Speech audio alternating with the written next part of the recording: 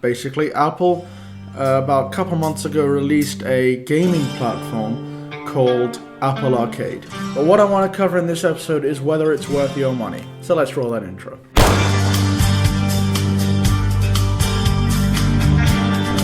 Hey, it's AKAJK. Welcome back to another episode on the AKAJK Show here on the channel. Yeah, I think I got that right. It's been a while since I've been in that video making flow.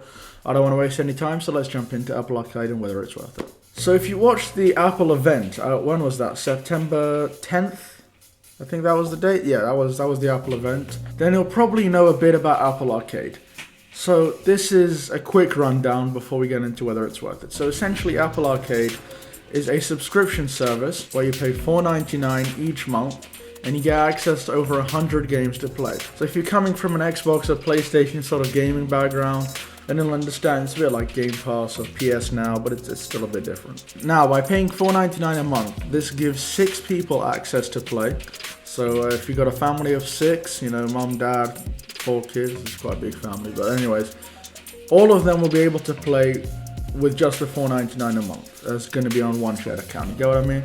And this account can be accessed across multiple devices, the iPhone, the iPad, the Mac, Apple TV, all that kind of stuff. You'll be able to access this gaming platform on all those places. I don't know whether it's available right now. Right now it's on iPad and iPhone, I'm certain of, but we'll check later on. Now, once you subscribe to this, you'll have access to sort of a second app store. If you head onto the app store right now, you'll see something in the lower right area called Apple Arcade. And that's essentially this second app store with access to about 100 or so games there, which you can only download with Apple Arcade. Now, these games have actually been specifically created for the platform. They're curated, they're different. Honestly, for the most part, they're better. They're better games. They've been worked on harder, developed, and I've tried several of them, which I'm going to discuss in this episode. You can download all of them, so you don't need to actually stream them across Wi-Fi. You download them just like a regular app, and they'll stay there as long as you're paying for Apple Arcade. So I tried a few games. Let's talk about them.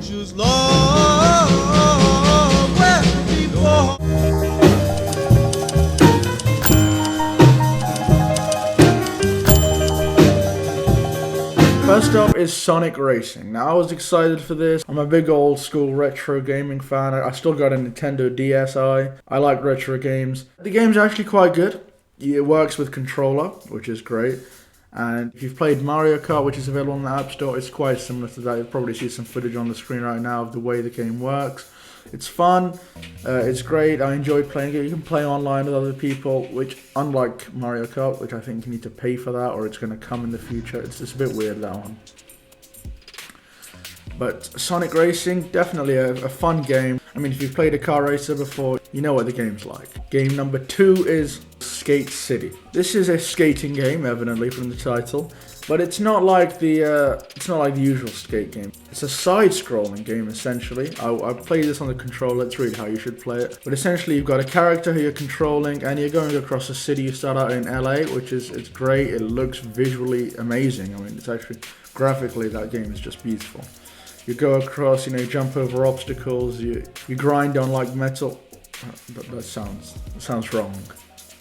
You can just essentially do skateboard tricks. I literally don't know any name of any skateboard trick. But anyway, essentially go through, you gain points with different flips and all sorts of tricks. And it's there's an infinite mode and there's a mode with levels.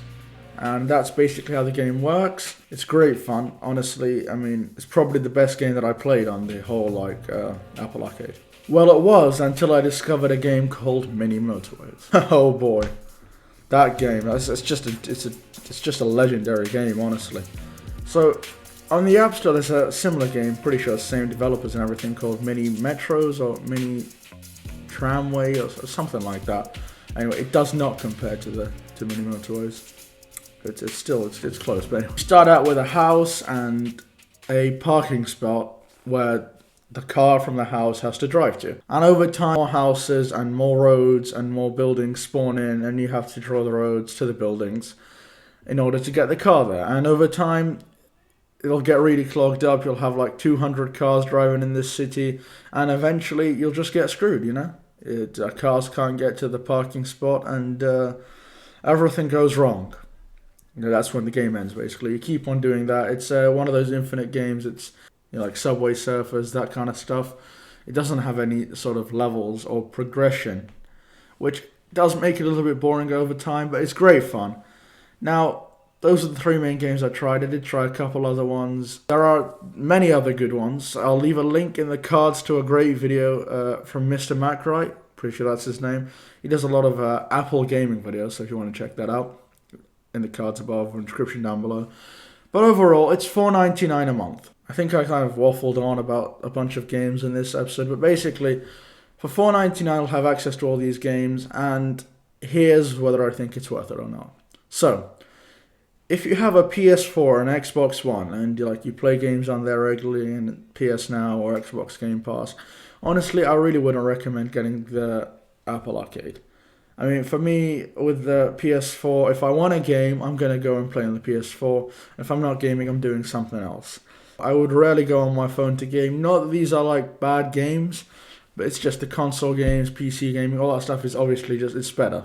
So if you do have a console or a PC or something like that, I wouldn't really recommend paying for Apple Arcade. But if you don't, or you just like playing all sorts of games, then Apple Arcade is actually pretty good. It's got a nice game selection, which they're going to be constantly adding to. I haven't actually tried a bad game on this. I did try more games than I discussed, but those were the main 3 that I really enjoyed and played a decent amount. If you're skeptical about Apple Arcade, there's a 1-month free trial. You just sign up and you try it for free for 1 month, which is what I did. I am no longer paying for it. I just want to put that out there because I do have a PS4 Pro, and that's what I tend to do my gaming on. And one other thing, if you're a PC gamer and you're going to start hating, for God's sake, just leave. Get out! Yo, chill, man. Get out! Chill! All jokes aside, that's whether I think Apple Arcade is worth it or not. It's definitely a pretty great platform. It's going to be getting better over time. If you don't do console or PC gaming, definitely worth it. If you do, then you got to consider it. Check out the 1-month free trial. And if you like this video, hit the like button. If you want to see more, subscribe and hit the bell so you're notified. That's about it. I'll see you in the next one. Bye.